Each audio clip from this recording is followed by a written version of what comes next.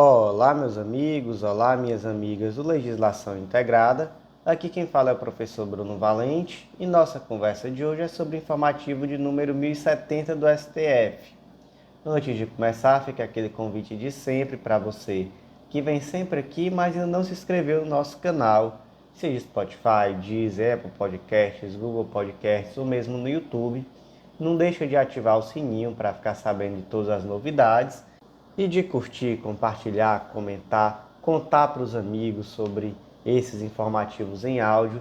E não deixa também de nos seguir no Instagram, @legislação_integrada, e de acessar nosso site, legislaçãointegrada.com.br. Lá você vai conhecer o Clube da Lei, que é um clube de membros que te dá acesso a todos os nossos materiais de forma ilimitada, todos os planos de leitura, sejam por carreira ou por edital específico, sem nenhum custo adicional. Com certeza é o que você precisa para organizar seus estudos e daqui para frente ter um estudo completíssimo, super atualizado por um material que é toda semana atualizado por esses informativos aqui que nós estamos comentando em áudio e completo de lei seca e jurisprudência. Então, sem mais delongas, vamos para o primeiro julgado do dia. O primeiro julgado do dia, inserido na Constituição Federal, é uma tese de repercussão geral, tema 922. É inconstitucional o condicionamento da desfiliação do associado à quitação de débito referente a benefício obtido por intermédio da associação ou pagamento de multa. E aí, gente, temos aqui mais um julgado dentre muitos julgados que saem em informativo do STF sobre direito de associação. E devemos sempre pensar que o direito de associação é um direito de viés constitucional, está lá no artigo 5º, então, cláusula pétrea, que determina lá no inciso 20 que ninguém pode ser compelido a associar-se ou a permanecer associado. Então aqui nós temos um julgado que trata sobre um condicionamento à desfiliação. Então o que se está fazendo aqui? Se está compelindo o indivíduo a permanecer associado, veja só. Então, é possível? Não é possível, gente. Ninguém pode ser compelido a associar-se ou permanecer associado. E aí, o STF ele nos conta que existem 3 situações somente em que é possível você restringir o direito fundamental à associação, à livre associação. Quais são essas 3 situações? Em razão de seu desenho constitucional, quando a Constituição previu a limitação para seu exercício, em virtude de expressa autorização na Carta Magna para que o legislador ordinário limite o seu exercício mediante regulamentação legal ou em decorrência de uma ponderação com outros valores que possuam igual proteção constitucional. Então vamos lá, quando é que você pode limitar? Quando a própria Constituição prevê a limitação, quando a própria Constituição autoriza o legislador ordinário a trazer alguma regulamentação nesse sentido, ou em decorrência de ponderação com outros valores que aí sim esses valores ponderados, no caso concreto, vão prevalecer em virtude de alguma situação concreta específica. E aí qual é o desenho da Constituição Federal sobre isso? Hoje a Constituição Federal, ela traz um amplo exercício da liberdade associativa. Qual é a única restrição que existe na Constituição Federal? É a associação de caráter paramilitar. E aí, naturalmente, em casos concretos específicos, você pode ter associações que venham a ser proibidas. Por exemplo, vamos imaginar uma associação de nazistas.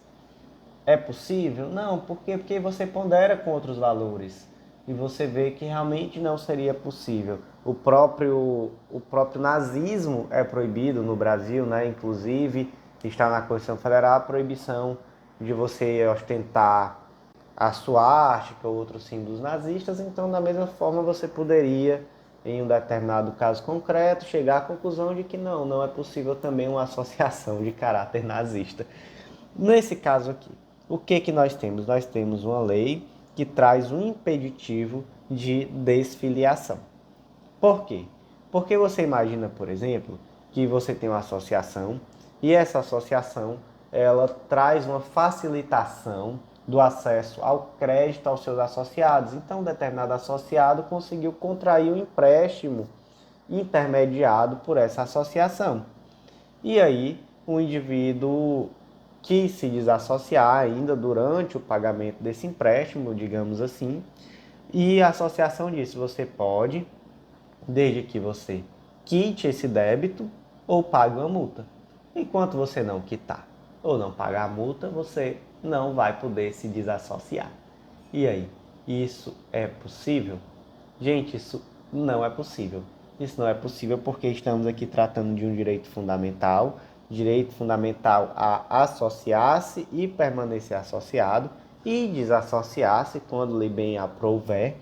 Então não é possível que uma determinada lei ou que, enfim, um determinado regimento interno de uma associação proíba o indivíduo de se desassociar.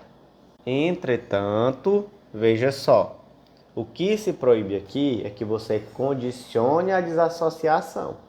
O que não quer dizer que essa associação específica não possa se valer de mecanismos para cobrar, por exemplo, eventuais multas, eventuais compensações em virtude daquele indivíduo que usa de má fé mesmo, em alguns casos. Imagina que o indivíduo se associa para conseguir ali um determinado empréstimo, um determinado benefício e logo depois se desassocia.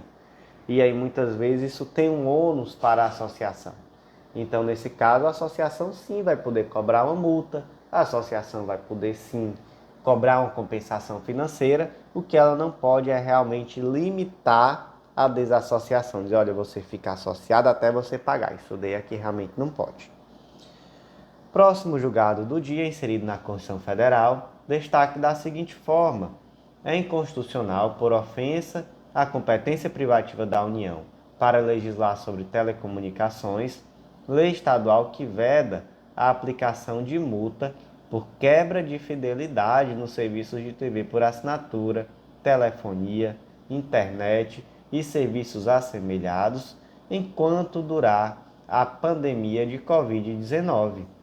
Então veja só, temos aqui em primeiro lugar, sempre que pensar que compete privativamente à União legislar sobre telecomunicações. Está lá no artigo 22, inciso 4º, águas, energia, informática, telecomunicações e radiodifusão. Aí você imagina, você contratou uma internet, uma TV por assinatura e veio ali aquele período de fidelidade que se você cancelar seu contrato durante aquele período, você tem que pagar uma multa proporcional. Isso daí é a coisa mais chata, né? Com certeza todo mundo odeia. Mas é algo que sim, as empresas podem cobrar. Veio a lei do Estado do Rio de Janeiro, a lei 8888 de 2020, e disse, olha, enquanto perdurar a Covid-19, as empresas de telefonia, etc., não podem cobrar esse tipo de multa por quebra de fidelidade. E aí, pode esse tipo de lei? Pode não, gente. Não pode. Tanto não poderia se fosse uma lei ampla, dizendo que, olha, aqui no estado do Rio de Janeiro não pode existir, em hipótese alguma, multa por quebra de fidelidade. É inconstitucional. E mesmo naquele caso em que diz, olha, só durante a pandemia, durante a pandemia aí, na parceria, tá todo mundo ruim, mesmo assim não pode, tá? Mesmo assim é inconstitucional, porque viola competência privativa da União para legislar sobre telecomunicações. O próximo julgado do dia foi inserido tanto na Lei Geral das Eleições, Lei 9504 de 97, quanto na Lei dos Partidos Políticos, Lei 9096 de 95.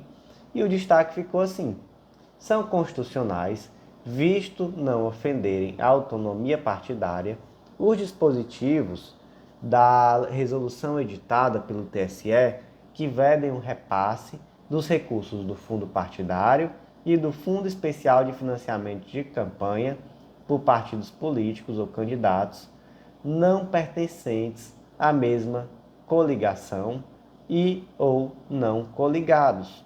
E aí, gente, aqui trata de duas coisas, né? Trata do fundo partidário e do Fundo Especial de Financiamento de Campanha. O que é o fundo partidário? O fundo partidário é aquele valor, é aquele fundo que se destina a cobrir aquelas despesas cotidianas do partido. Ele é composto por multas e penalidades em dinheiro aplicadas de acordo com o Código Eleitoral e outras leis vinculadas à legislação eleitoral e por recursos financeiros que forem destinados por lei. Ele também se constitui por doação de pessoa física efetuada por meio de depósito bancário e aí diretamente em uma conta específica vinculada a essa finalidade. Aqui, gente, destaque, doação de pessoa física, tá? E, além disso, de dotação orçamentária da União. Temos esse fundo está lá na Lei dos Partidos Políticos, Lei 9096, está lá no artigo 38, para ser mais exato. E temos outro fundo, que é o Fundo Especial de Financiamento de Campanha. Aqui vocês vão ouvir muito o termo fundo eleitoral, né? A mesma coisa. Esse fundo, ele tem o objetivo de financiar a campanha. Ele tem o objetivo de financiar a campanha política. E aí ele veio a partir do momento em que houve a proibição de doação de pessoa jurídica, por uma decisão do STF. E aí, como uma compensação, já que agora não tinha como o partido conseguir financiamento com pessoas jurídicas, com empresas, passou-se necessariamente a haver um financiamento público das campanhas. E aí veio o tal do Fundo Especial de Financiamento de Campanha. Onde é que ele está previsto? Lá no artigo 16D da Lei 9504 de 97, Lei Geral das Eleições. E esse fundo, gente, ele é dividido de forma proporcional entre os partidos, de acordo com alguns critérios. Então, você vê lá no 16D que 2% é dividido igual entre todos os partidos que estão registrados no TSE, não é 2% do valor total do fundo. 35% é dividido entre os partidos que tenham pelo menos um representante na Câmara dos Deputados, e aí na proporção do percentual de votos por eles obtidos na última eleição geral da Câmara dos Deputados.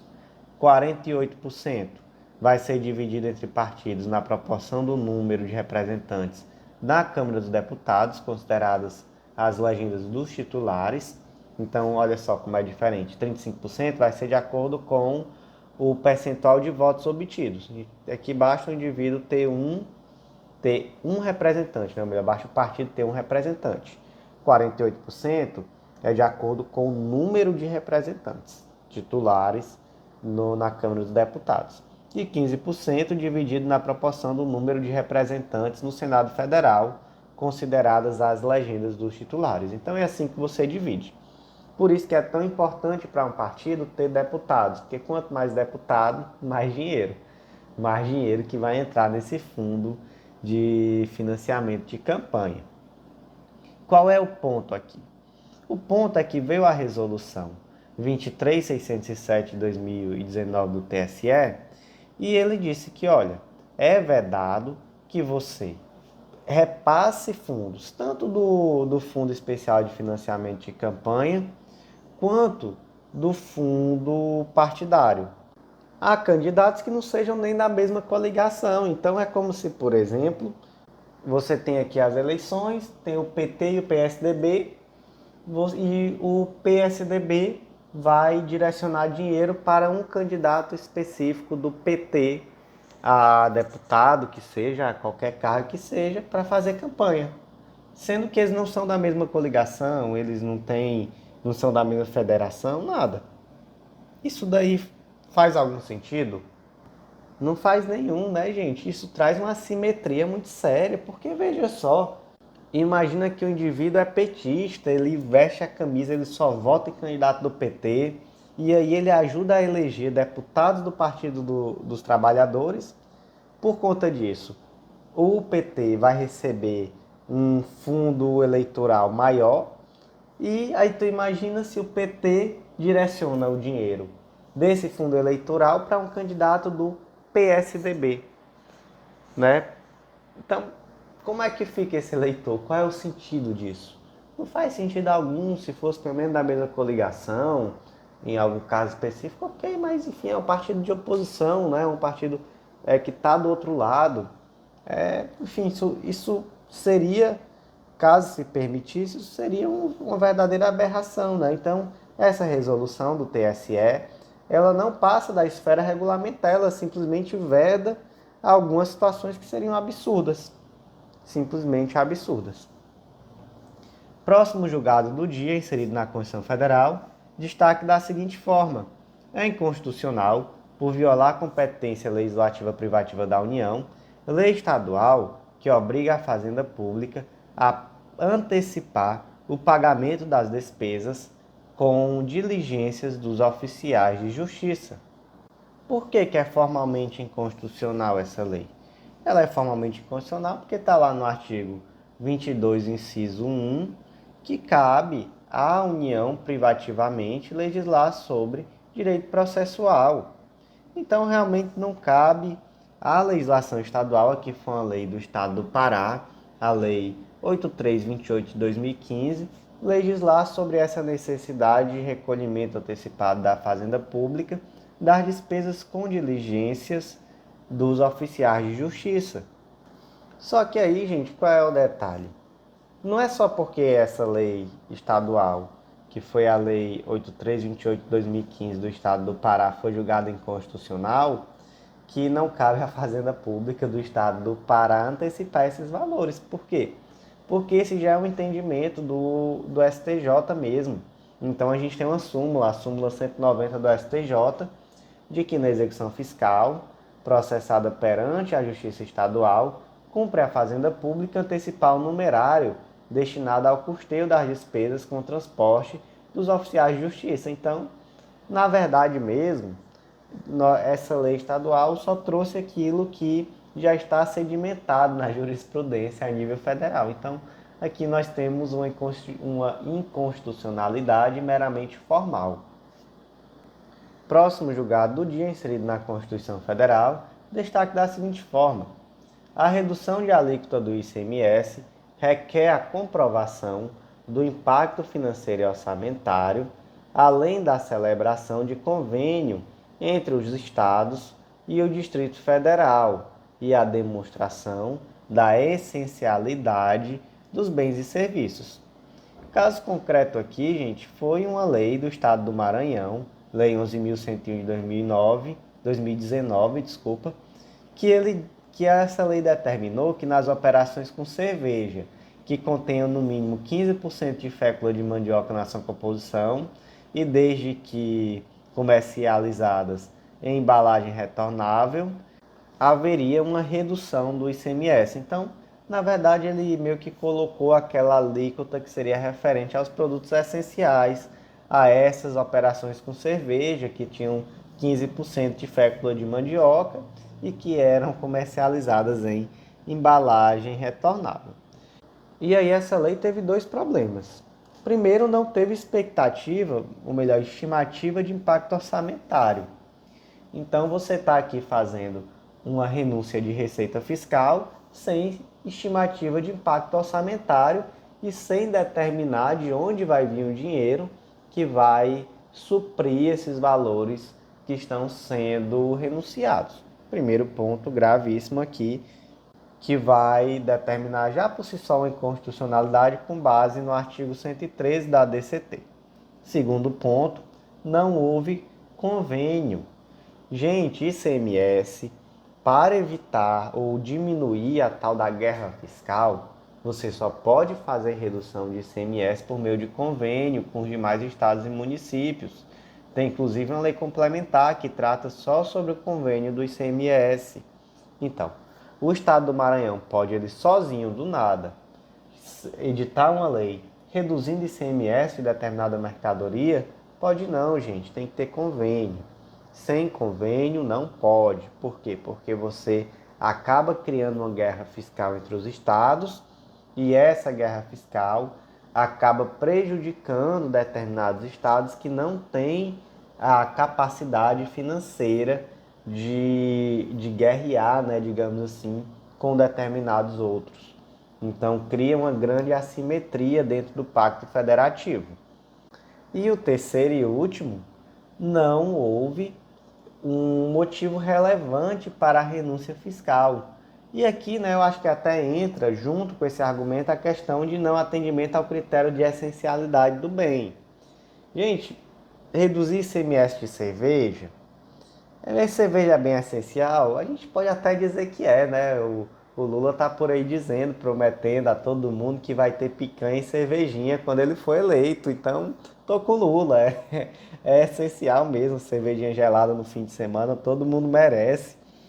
Mas, para efeitos de redução de ICMS, né, realmente, infelizmente, não há como dizer que é um produto essencial para que se reduza a carga tributária. Então, realmente não houve aqui um motivo relevante e não houve um atendimento ao critério de essencialidade do bem. Então, aqui, muito argumento, né? Tanto de inconstitucionalidade formal quanto material. E por isso, aqui na DI 6152, essa lei do Estado do Maranhão foi declarada inconstitucional, apesar do seu interesse genuíno de trazer uma cervejinha gelada com preço um pouquinho mais barato para quem tanto precisa no fim de semana. Próximo julgado do dia, inserido na Constituição Federal, destaque da seguinte forma: é inconstitucional a cobrança de taxa de segurança para eventos, visto que a segurança pública deve ser remunerada por meio de impostos, já que constitui serviço geral e indivisível, devido a todos os cidadãos, independentemente de contraprestação. E aqui, gente, qual é o pulo do gato aqui desse julgado? É a questão da cobrança de taxa. Foi cobrada uma taxa. Como a gente sabe, né, mas só para a gente relembrar, são 5 as espécies tributárias cobradas na Constituição. No Código Tributário Nacional, são 3: impostos, taxas e contribuição de melhoria. Mas a Constituição Federal ela vai trazer também empréstimos compulsórios e contribuições sociais interventivas econômicas e contribuições profissionais. Então, temos aí 5 classes, 5 espécies tributárias. Aqui, nessa lei do Distrito Federal, ela optou por uma taxa. E qual o problema da taxa? O problema é que a taxa ela é devida em razão do exercício do poder de polícia ou pela utilização efetiva potencial de serviço público específico e divisível, prestado ao contribuinte ou posto à sua disposição. Então, veja só, é pelo exercício do poder de polícia, e aí, gente, pelo amor de Deus, não confunde. Não confunde alhos com bugalhos, não, pelo amor de Deus. Aqui, exercício de um serviço público de segurança, isso aqui não é poder de polícia não, tá? Poder de polícia é aquele poder fiscalizatório do Estado. Quando o Estado, por exemplo, vai um auditor da Receita até uma determinada empresa para auditar aquelas contas, ele tá exercendo o poder de polícia. Quando o agente sanitário vai na sua casa para poder ver se está tudo ok em relação ao combate ao mosquito da dengue, ele vai lá, verifica se está tudo ok, vai lá ver um terreno que está um terreno abandonado, um terreno baldio, digamos assim, e ver se está tudo ok, aplica uma multa se a pessoa estiver descumprindo. Isso daí é o poder de polícia. Você está viajando, está lá a PRF na estrada, observando se alguém está cometendo alguma infração de trânsito. Tudo isso é poder de polícia, tá, gente? Poder de polícia não necessariamente tem a ver com segurança pública. Então, só para não causar confusão, tá bom? Só para, às vezes, você ainda tá iniciante aqui no estudo de direito administrativo, só para não causar confusão. Então, aqui nesse caso, o problema é uma taxa e a segurança pública ela tem que ser remunerada por meio de imposto. Por quê? Porque a segurança pública é um serviço geral e indivisível, que é devido a todos os cidadãos, independentemente de uma contraprestação direta. Então não pode, por exemplo, uma lei como a Lei 1732 de 97 do Distrito Federal, prevê uma taxa de segurança para eventos. Então, por exemplo, o indivíduo vai fazer um evento e aí ele vai pagar uma taxa ao Distrito Federal com o objetivo de garantir que esse evento seja atendido pela polícia, que haja um policiamento. Não por quê? Porque segurança pública é um serviço indivisível devido a todos em caráter geral. E então, meus amigos, por hoje foi isso. Agradeço muito a você que ouviu até o final e vamos seguir nessa saga para colocar em dia esses podcasts. Foram 2 semanas sem gravação. No podcast anterior já expliquei que eu tive uma crise de garganta, passei alguns dias sem poder falar, inclusive eu falando ali muito pouco, com a voz meio fraca, com medo de piorar a situação. Mas agora estamos de volta e vamos colocar em dia todos esses podcasts.